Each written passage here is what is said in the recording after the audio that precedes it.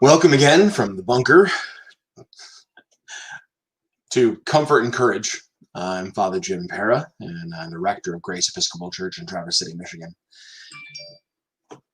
As always, we will be reading some prayers from J. Philip Newell's Celtic Treasure Book of Days, which we just sort of restarted a few days ago. And what's fun is, of course, that I just start 3 days later or a day later every time. So whereas I love it and get to go through it a couple times, y'all who are here on Tuesdays and Thursdays get a different reading as it goes through, a different message. I'm also going to read just a meditation, just in the light from Radical Grace, which is a book of daily meditations by Richard Rohr, who's one of the greatest mystics of and contemplatives of the 20th century. So next week I will be on vacation, starting Tuesday after my office hours, going up through until we have Mass on Saturday night in the sanctuary. I will try to pre-record 2 Comfort and Courages and get someone to go live, but it is in the same way that being with you every Tuesday and Thursday night is a wonderful discipline that lets me pause my life. I got to pause my life with my family. So hopefully I can get something to put up, but if I can't, I will see you back bright-eyed and bushy-tailed on the 14th. No, that's next week. The 21st. Yep. Okay. With that, let's take a few deep breaths and light our candle and enter into our daily time of prayer.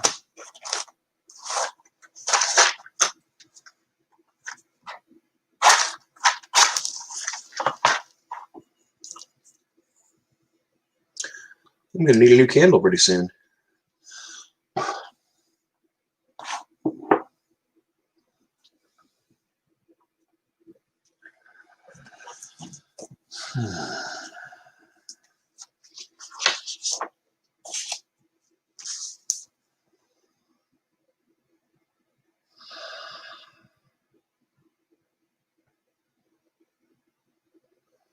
We light a light in the name of the God who creates life, in the name of the Savior who loves life, in the name of the Spirit who is the fire of life.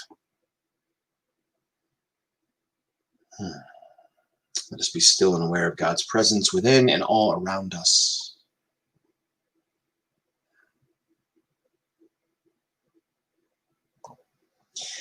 On the 5th day, God said, "Let the waters bring forth living creatures." And so the wind awakened the waters into life. Great sea monsters were born. Gleaming fish swarmed the seas. Winged birds of every kind rose out of the waters. Creeping things crawled from the sea. Wild animals ran free, and cattle roamed the grasslands. God saw that it was good. Earth was alive with its creatures.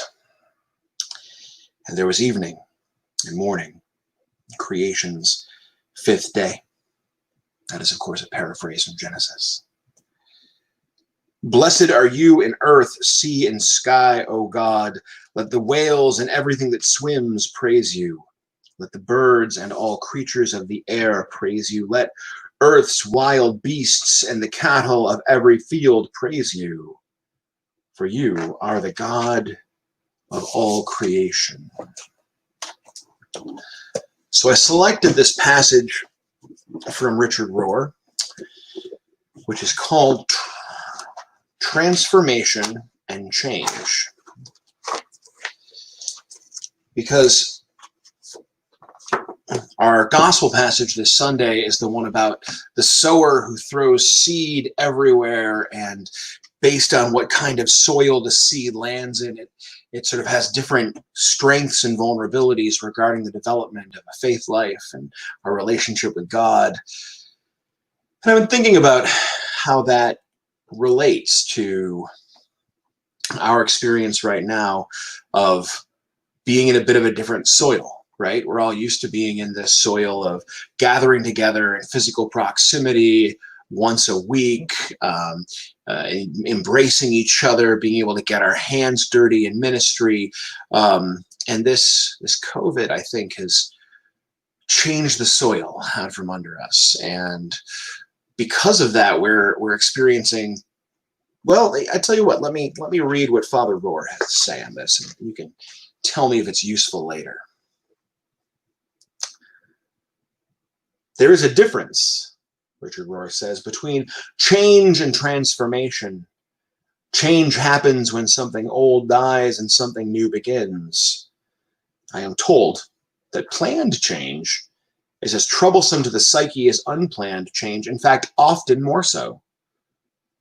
We feel manipulated, forced, and imputed to some evil authorities, these change agents.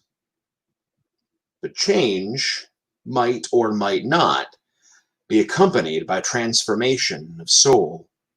I'm afraid it usually is not. If change does not invite personal transformation, we lose our souls. Such is the modern malaise. We mass produce neurotics and narcissists because there are so few medicine men and healing women and spirit guides to walk us through transformation.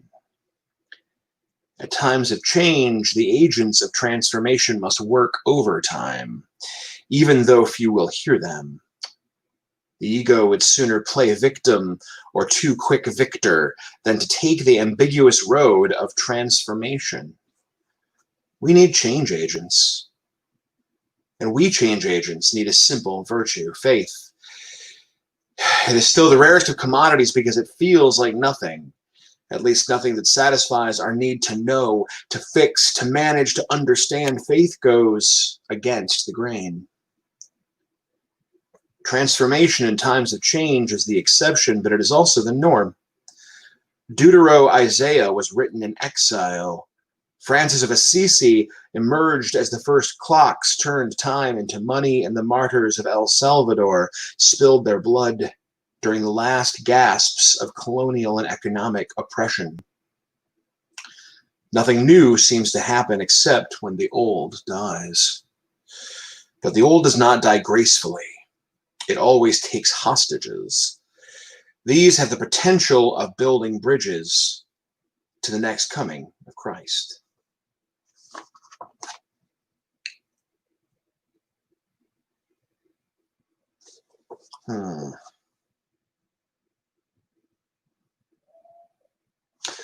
What an interesting passage. I'm going to have to, I'd love to sort of just tell you what I think it means, but I'm going to have to meditate on it for a while.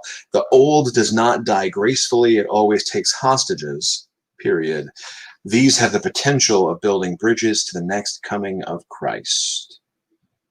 Interesting. I might use that in a sermon. Stay tuned.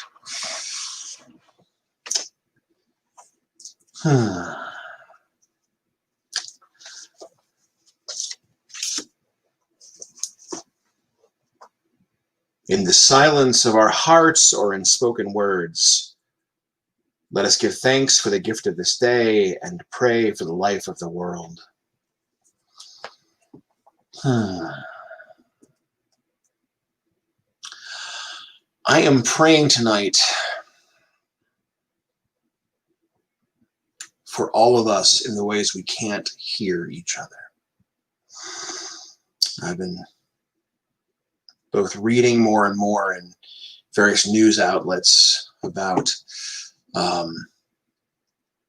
the way that one portion of our country seems certain that the other portion of the country is manipulating this pandemic moment for one reason or another, and that whether you wear a mask or don't wear a mask has to say something about who you are or what kind of person you are, or the state of the world.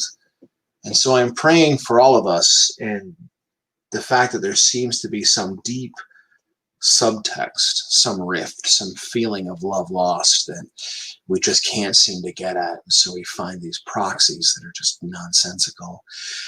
And at the same time, I pray for my friends who are paramedics and nurses and doctors and school teachers and everyone else who, whether by compulsion or requirement, is being put on the line during this pandemic, which does not seem to be getting better, and for their safety and for their hearts as they sort of express this sense to me that they feel like they're not appreciated because they're being used as chess pieces rather than what they meant to be, which is healers and educators and people with wisdom to impart and skill to give.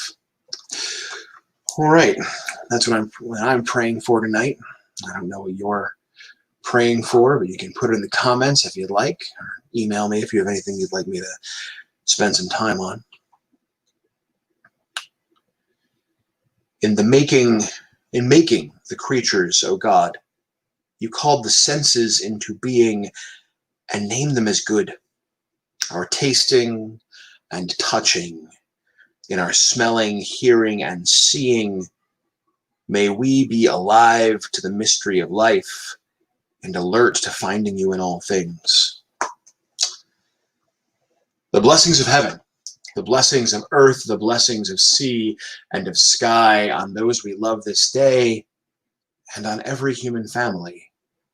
The gifts of heaven, the gifts of earth, and the gifts of sea and the sky. Amen.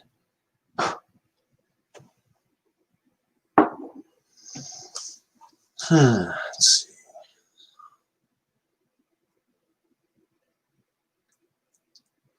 I'm glad your sister, Jim Carlisle, put a Facebook message saying how much that he gave a copy of Celtic Treasure as a gift. Good for you for being able to find a copy of it. They're hard to track down these days. So, if I'm going to see you online or in person this weekend, or if it will not be until next, well, two Tuesdays from now, until we meet again, and as always, have a peaceful night. And may God's peace be with you.